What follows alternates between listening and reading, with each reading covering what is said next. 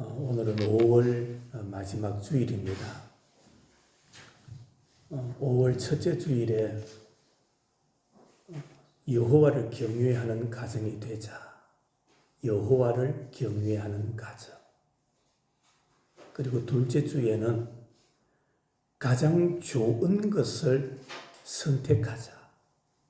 가장 아름답고 선하고 영원한 것을 선택하는 가정이 되자. 그렇게 말씀을 전했습니다. 오늘은 본문 말씀을 가지고 새벽을 깨우는 가정, 새벽을 깨우자라는 제목으로 오늘 주시는 은혜를 함께 나누고자 합니다. 혹시 여러분들 세계적인 전도자 빌리 그레함이라는 분의 이름을 들어보신 적이 있습니까? 직접 보지는 못했지만은 들어보셨을 거예요. 빌리 그레함 목사님. 1918년 11월에 출생하셔서 2018년도 2월 21일까지 사셨던 미국의 남침례회 소속 목사님이셨습니다. 역사상 존재하는 개신교인 중에서 전 세계 사람들에게 가장 많이 설교했던 분이 이분입니다. 1993년, 지금부터 30년 전이죠. 1993년 한 해 동안 무려 250만 명이 넘는 사람들이 빌리 그레함 목사님의 설교를 듣고 예수를 인격적인 구세주로 받아들였다고 합니다. TV 그리고 라디오를 통해서 전 세계 22억 명의 사람들이 이분의 설교를 들었다고 하지요. 그런데 이 빌리 그레함 목사님이 한 번은 이런 말씀을 남겼다고 합니다. 내가 세계를 순회하면서 캐나다에 간 적이 있습니다. 나는 아침에 숲속에 새들이 지저귀는 소리에 잠을 깼습니다. 나는 캐나다가 자연이 아름다운 나라임을 알게 되었습니다. 그리고 나는 일본에 갔습니다. 공장의 요란한 엔진 소리와 출근을 알리는 사이렌 소리에 잠을 깼습니다. 그때 나는 일본은 산업의 나라요, 경제의 나라임을 알게 되었습니다. 그 다음 저는 동방의 작은 나라, 한국을 방문한 적이 있습니다. 나는 한국에서 새벽을 알리는, 새벽을 깨우는 차인벨 소리에 잠을 깼습니다. 그때 나는 한국은 주님이 지키시는 나라임을 알게 되었습니다. 이런 말을 남겼어요. 오늘 우리가 함께 보았던 본문에도 새벽을 깨운 한 사람을 소개하고 있습니다. 그 사람의 이름은 다윗입니다. 시편 57편은 다윗이 사울을 피하여 아둘람 굴에 숨어 있을 때에 지었던 찬송시지요. 한마디로 표현하면 다윗의 생애에서 가장 어두운 때에 지었던 시입니다. 아둘람 굴은 다윗을 시기하여 그를 죽이려 했던 사울을 피하여 도망가서 숨어 있던 곳입니다. 그때 상황이 얼마나 절망적이었겠습니까? 왕이 자기를 죽이려 하니 숨어 산으로 굴로 도망을 갔습니다. 군사들에게 발견이 되면은 생명을 유지할 수 없는 절박한 상황이죠. 그때 상황이 얼마나 절망적이었는가. 그것을 오늘 4절에서 다윗이 이렇게 말하고 있습니다.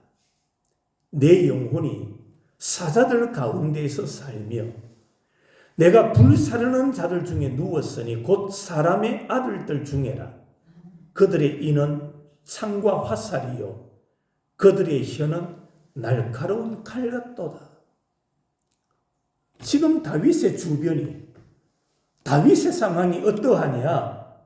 사자들 가운데서 살고 있는 그런 상황이다. 그런 절박하고 그런 어려운 상황이다. 그렇게 고백하고 있어요. 그뿐만이 아닙니다. 다윗의 소문을 듣고 사람들이 찾아옵니다. 소문을 듣고 다윗을 찾아온다면 다윗에게 좀 도움이 되고 힘이 되고 격려가 되는 그런 사람들이 어려움을 당한 다윗을 찾아와 줘야 되지 않습니까? 그런데 다윗을 찾아온 자들의 어떤 자들이냐? 환난당한 자, 빚진 자, 마음이 원통한 자들, 그들이 찾아왔습니다. 얼마나 많은 숫자가 찾아왔느냐? 무려 400여 명입니다. 400여 명의 빚진 자, 고난당하는 자, 원통한 자들이 아둘람 굴에 숨어있는 다윗을 찾아오더라는 겁니다. 고고학자들에 의하면은 아둘람 굴, 이 굴은 400여 명이 들어가기에 벅찬 그런 굴이었대요. 그러나 한편으로 보면 이 아둘람 굴이 큽니까 작습니까? 크죠. 무려 400여 명이 들어갈 수 있는 굴이었다라는 겁니다. 한마디로 말하면 지금 다윗의 상황은 이리 보아도 저리 보아도 절망과 탄식만 가득한 상황이었습니다. 그럴 때, 그런 상황, 그런 형편이었을 때 여러분들 같으면 어떻게 하셨을까요? 도망자 신세입니다. 힘도 없는 원통한 자들이 따라오고 있습니다. 자기 혼자라면 그래도 몸을 숨길 수 있는데 많은 사람들이 다윗을 따라오다 보니까 발각되기가 더 쉬운 거예요. 그런 절박한 상황 가운데서 다윗은 어떤 행동을 하고 있을까요? 위기의 상황, 절망적인 상황, 어두움의 때에 다윗은 원망하거나 불평하거나 자기를 찾아오는 사람들을 내쳐버리는 것이 아니라 그런 상황 가운데서 다윗은 새벽을 깨웠습니다. 아멘. 어두움을 물리치고 절망을 물리쳤다라는 겁니다. 여러분, 얼마나 어렵습니까?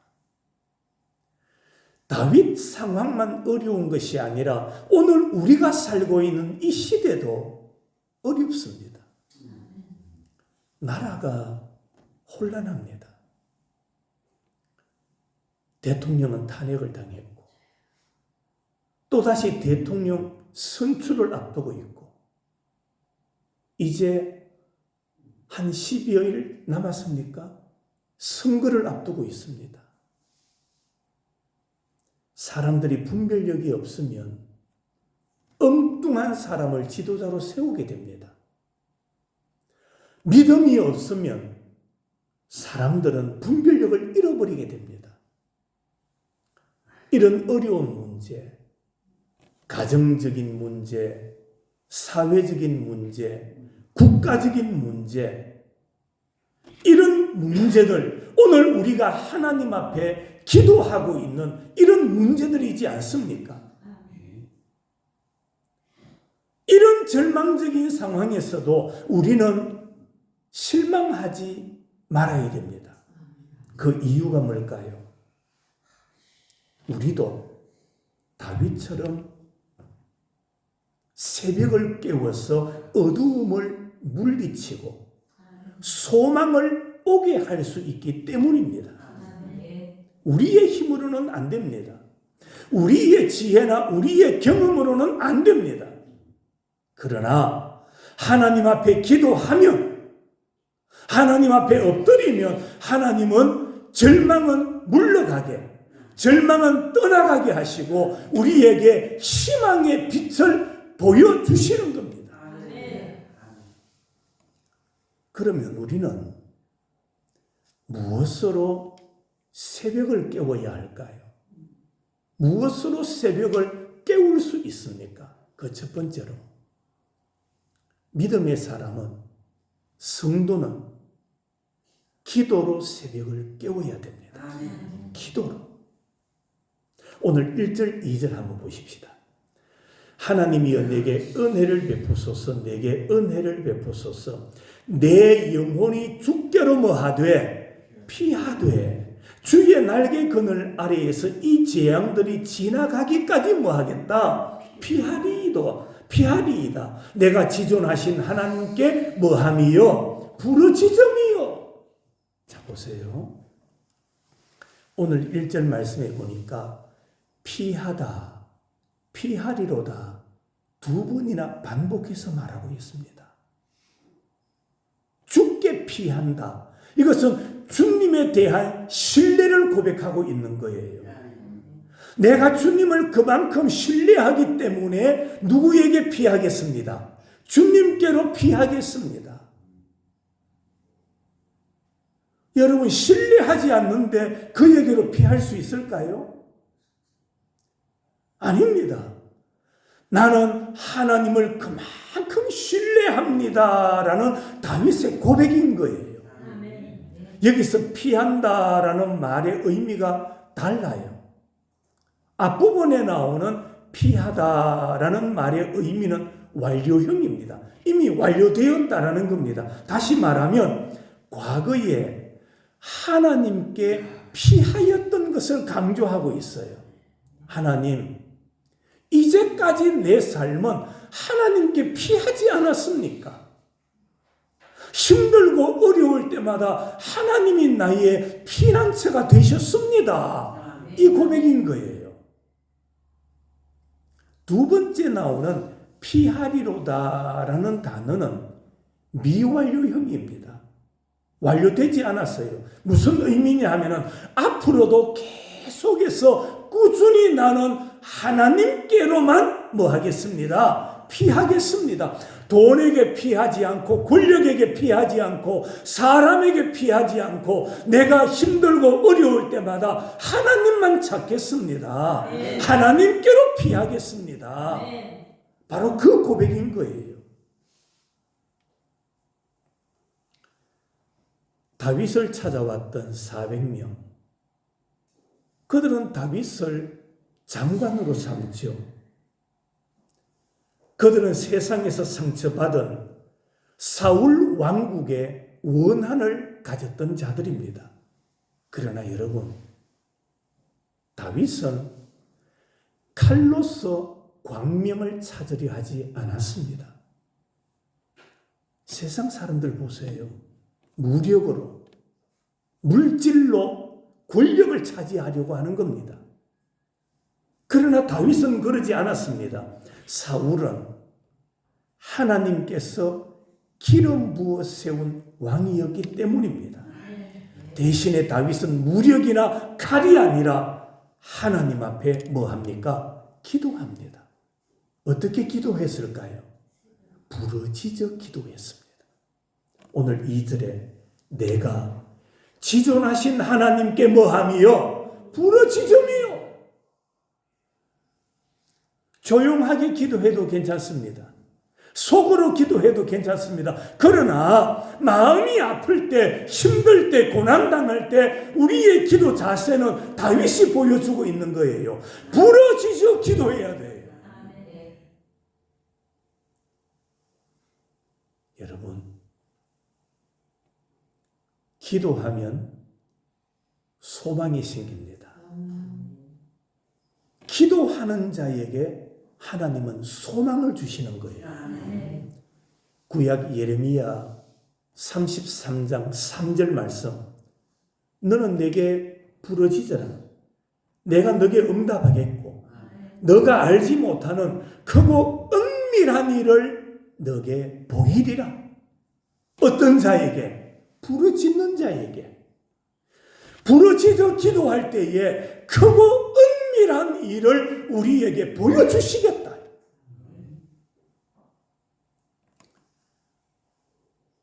그래서 고린도전서 1장 27절 말씀에 보면 하나님께서 세상에 미련한 자들을 택하사 지혜 있는 자들을 부끄럽게 하려 하시고 세상에 약한 것들을 택하사 강한 것들을 부끄럽게 하려 하시며 하나님께서 세상에 천한 것들과 멸시받는 것들과 없는 것들을 택하사 있는 것들을 폐하려 하신다고 말씀하고 있습니다. 그렇습니다. 힘 있는 자는 하나님을 찾으려 하지 않습니다.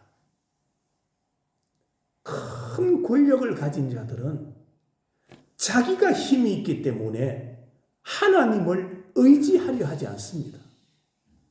그러나 약한 자를 보세요. 부족한 자를 보세요. 의지할 데가 없습니다. 내 자신을 의지할 수 없는 거예요.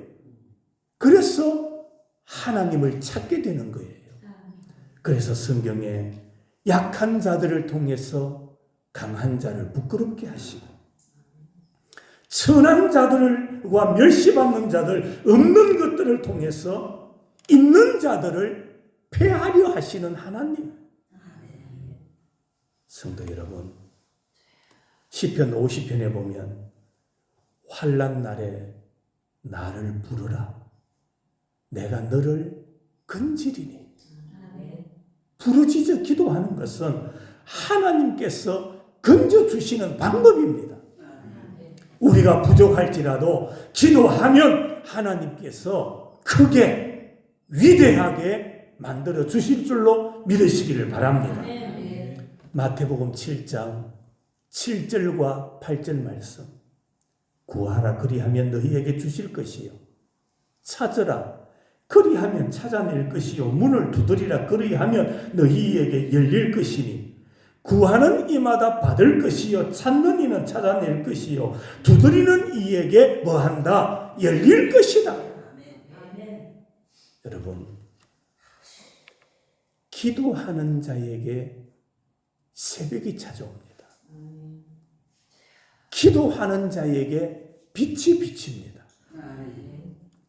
우리는 새벽을 깨우는 자가 되시기를 바랍니다. 새벽을 깨워 부르짖어 기도해야 돼요. 하나님을 찾아야 돼요. 하나님을 우러러 봐야 돼요. 두 번째로 우리는 어떻게 새벽을 깨울 수 있느냐? 하나님을 높임으로 새벽을 깨워야 돼요. 하나님을 높여야 돼요. 오늘 5절 말씀. 하나님이여 주는 하늘 위에 높이 들리시며 주의 영광이 온 세계 위에 높아지기를 원하나이다. 하나님은 인간이 사는 이 세상을 초월해 계시는 분입니다. 그러므로 다윗이 이 세상에서 겪고 있는 모든 일들은 하나님께는 아무런 문제가 되지 않아요. 한번 생각해 보세요. 여러분들이 자녀들을 키울 때 어린 자녀들이 가방 하나 드는 것도 힘들어해요. 자그마한 물건 하나 드는 것도 버거워하지요. 그러나 그것은 부모에게 아무런 문제가 되지 않습니다. 아이에게는 무거워도 부모에게는 가벼운 것이 되는 거예요. 마찬가지입니다. 다윗에게 찾아오는 수많은 고난과 아픔과 쫓겨다님이 자기에게는 큰 삶의 짐이었을지 모르지만 하나님이 보시기에는 아무것도 아니더라. 아무것도 아니다. 사울을 보세요. 사울은 교만했습니다. 스스로 높아지려 했지요. 결국에 스스로 높아지려 했던 사울은 버림받았습니다. 하지만 오늘 본문의 다윗은 보세요. 그 어디에 자기가 높아지기를 원한다라는 말이 있습니까? 없습니다.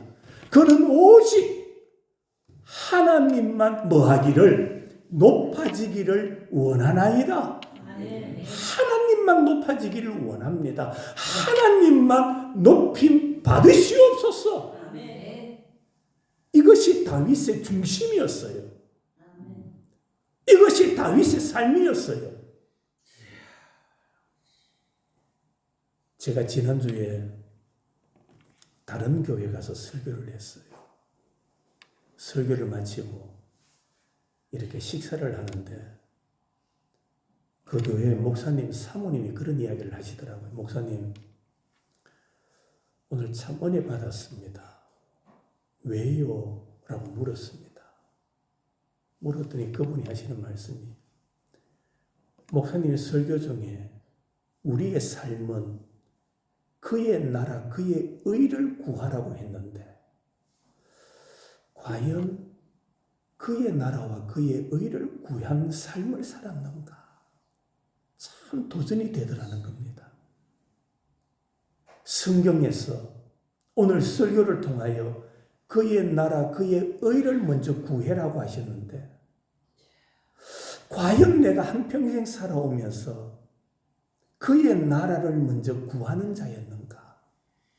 그의 의를 구하는 자였는가? 참 도전을 받았습니다.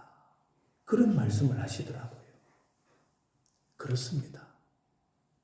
우리는 무슨 일을 하든지 어디에 있든지 하나님만 높아지기를 원하는 자가 되어야 됩니다. 그것이 바로 다윗의 삶이었고 다윗의 고백이었습니다. 다윗이 얼마나 하나님만 높아지기를 사모했던지 오늘 11절 말씀 한번 보십시다. 하늘 위에와 모든 세계 위에 누가 하나님이 높아지기를 원하나이다.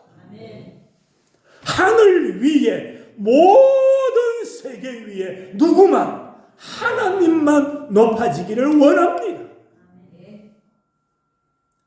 여기에 진리가 있는 거예요. 여러분, 사람도 그렇습니다. 누군가가 나를 높여주고 나를 세워주면 나도 그 사람을 소중하게 여기게 돼요. 맞습니까? 아닙니까? 나를 인정해주고 높여주면 나도 그를 높여주게 되는 거예요. 그런데 동네 사람 만나고 일터에 갔더니 자꾸 나를 무시하고 말도 함부로 하고 얼굴 인상도 보면 탐탁지 않고 그러면 결국에 나도 그렇게 되는 거예요. 나도 인정 안 하게 되는 거예요. 하나님이 다윗을 향하여 내 마음에 합한 자다. 내 마음에 든다. 그 이유가 뭡니까? 다윗은 오직 하나님만이 하늘 위에 세계 위에 높아지기를 원하는 삶을 살았기 때문에 하나님도 그 다윗을 사랑하셨던 거예요. 그래서 내 마음에 합하다. 내 마음에 흡족하다. 내 마음에 든다. 주님이 그렇게 말씀하는 겁니다. 여러분, 내가 살만하고 내가 돈 좀 있고 내가 힘이 좀 있어도 내가 높아지려 하지 말고 이 모든 것을 주신 하나님만 높아지기를 원합니다. 아멘. 이 고백이 여러분의 고백이 되기를 바랍니다. 아멘. 여러분의 신앙이 되어야 돼요.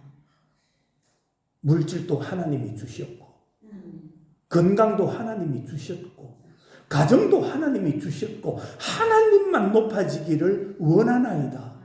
그러면 하나님도 여러분을 소중하게 여겨주시는 거예요. 예? 구약의 요셉을 보세요. 요셉은 형들에 의해서 종으로 팔려가잖아요. 그러나 하나님을 높이며 범죄하지 않았더니 하나님께서 그를 애굽의 총리가 되게 만들어 주셨어요. 뭐 하였더니 하나님을 높였더니. 다니엘을 보세요. 그 또한 하나님만 높였더니 바벨론의 총리가 되게 만들어 주신 겁니다. 다윗이 하나님을 높였어요. 그랬더니 하나님께서 그를 이스라엘의 뭐가 되게, 왕이 되게 만들어 주셨던 겁니다. 하지만 반대로 자기를 높였던 천사장 루시퍼, 결국에 그는 하나님께로부터 버림을 받아 어두움 속에 떨어졌습니다. 그가 뭐가 됩니까? 마귀 사탄이 되는 거예요. 구약에 보면 하나님께서 에녹을 얼마나 사랑하고 기뻐하셨던지 뭐를 보지 않고 데려가셨습니까? 죽음을 보지 않고 하늘로 올리우셨던 거예요. 왜 이런 은혜가 임했을까요? 그들은 오직 하나님만 뭐하기를, 높임 받기를 원하는 자들이었기 때문입니다. 그랬더니 하나님께서 그들을 높여주신 거예요. 하나님을 높이는 게 뭡니까? 어떻게 하는 것이 하나님을 높이는 겁니까? 말로, 입술로 하나님 높임 받으세요, 높임 받으세요, 그런다고 하나님 높임 받으실까요? 아닙니다. 하나님을 높이는 방법이 뭐냐? 하나님을 제일 사랑해야 돼요. 그것이 하나님을 높이는 거예요. 여러분의 삶에, 여러분의 사고에, 여러분의 중심에 하나님을 제일 사랑해야 돼요. 그것이 하나님을 높이는 거예요. 마가복음 12장에 예수께서 대답하시되 첫째는 이것이니 이스라엘아 들으라.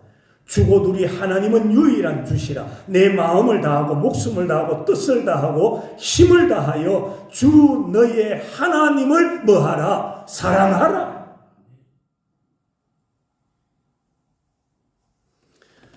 주님을 사랑하되 이렇게 사랑하시기 바랍니다.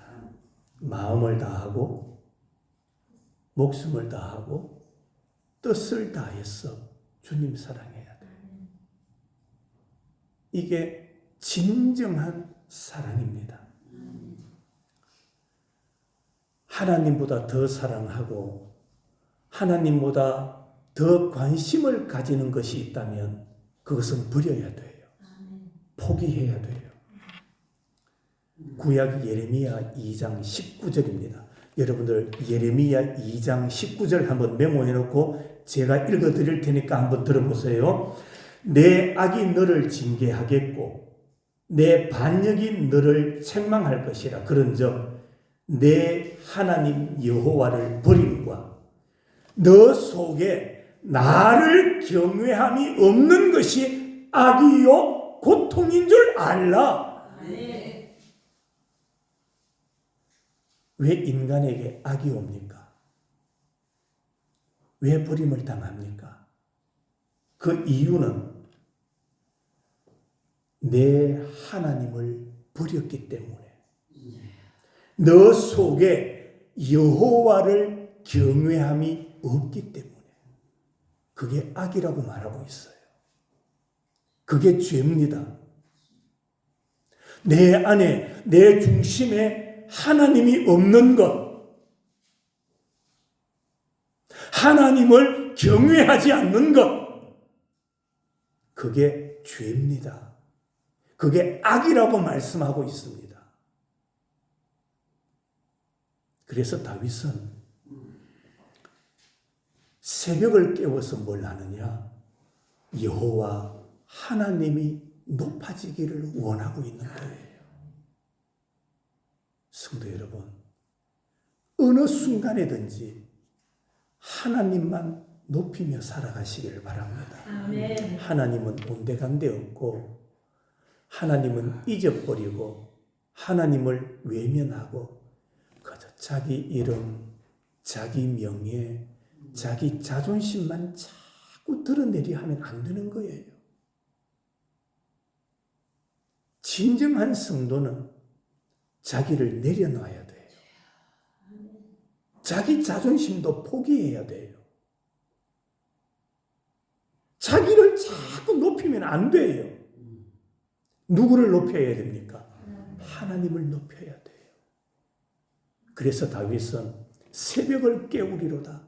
깨워서 뭐 하느냐? 하나님이 높아지기를 원합니다. 오늘 하루도 하나님을 높이며 살게 하옵소서. 하나님만 높아지기를 원합니다. 나를 사용하셔서 나를 통하여 하나님만 높아지기를 원합니다. 이것이 다윗의 중심이었어요. 마지막으로 우리는 무엇으로 새벽을 깨워야 되느냐? 찬송으로 새벽을 깨워야 돼요. 첫째는 기도함으로, 두 번째로는 하나님을 높임으로, 셋째로는 찬송함으로. 오늘 7절부터 제가 한번 읽습니다. 본문 7절입니다. 하나님이여 내 마음이 확정되었고 내 마음이 확정되어 사오니. 자, 여기서 내 마음이 뭐 되었다고요? 확정됐대요. 확정되고 확정되었다. 또 반복하고 있죠. 무슨 말입니까? 하나님, 절대로 하나님을 향한 내 마음은 흔들리지 않겠습니다.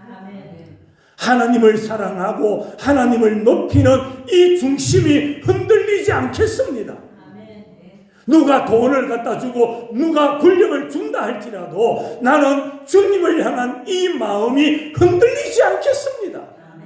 확고부동한 다윗의 고백인 거예요. 확정되고 확정되어 사오니 내가 노래하고 내가 찬송하리이다. 내 영광아 깰지어다. 비파야 수고마 깰지어다. 내가 새벽을 깨우리로다. 여기 내가 새벽을 깨운다. 이 말의 의미가 두 가지입니다. 하나는 하나님을 찬송하며 밤을 새우겠습니다. 하나님을 뭐하며? 찬송하면서 밤을 새우겠습니다. 이건 우리 한국교회 전통으로 보면 무엇과 같을까요? 철야기도입니다. 철야기도. 이 철야기도가 우리 한국교회에 철야기도 하는 교회가 있을까요? 다윗의 고백인 거예요. 내가 밤을 새워 하나님을 찬송하겠습니다. 또 하나 내가 새벽을 깨우리로다. 이 말의 의미는 하루를 하나님께 향한 찬송으로 시작하겠습니다. 이것은 우리 한국교회에 무엇을 의미할까요? 새벽 기도를 의미하는 겁니다. 새벽 기도. 보세요. 다윗은 아둘람 굴의 절망적인 상황에서 뭐 하고 있습니까? 기도하고 찬송했다라는 겁니다. 우리 앞에도 절망적인 상황이 찾아올 수 있어요. 그때 우리는 뭐 해야 됩니까? 하소연하고 불평하고 엎드려 통곡할 것이 아니라 하나님께 기도하고 하나님을 찬송하는 자가 되어야 한다. 그걸 우리에게 보여주는 겁니다. 일국의 왕이 자기 생명을 빼앗으려고 군대를 이끌고 추격하고 있습니다. 이리 숨고 저리 피하고 한숨밖에 나오지 않는 상황이지요.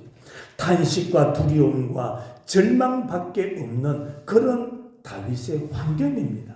그럼에도 다윗은 마음을 단단히 먹고 하나님을 찬송하고 하나님께 기도했던 겁니다. 말씀을 마칩니다. 우주의 새벽은 가만히 둬도 옵니다. 시간만 가면 우주의 새벽은 찾아옵니다. 그러나 인생의 새벽은 깨워야 됩니다. 인생의 새벽은 깨우지 않으면 우리에게 찾아오지 않습니다. 구약의 시편 30편 5절 말씀. 그의 노염은 잠깐이요 그의 은총은 평생이로다. 저녁에는 울음이 깃들일지라도 아침에는 기쁨이 오리로다. 아침에는 무엇이 기쁨이 오리로다. 그래서 우리는 새벽을 깨워야 되는 겁니다. 새벽을 깨울 때 우리에게 기쁨이 찾아오는 거예요. 우리 모두 새벽을 깨우는 가정이 되십시오. 기도로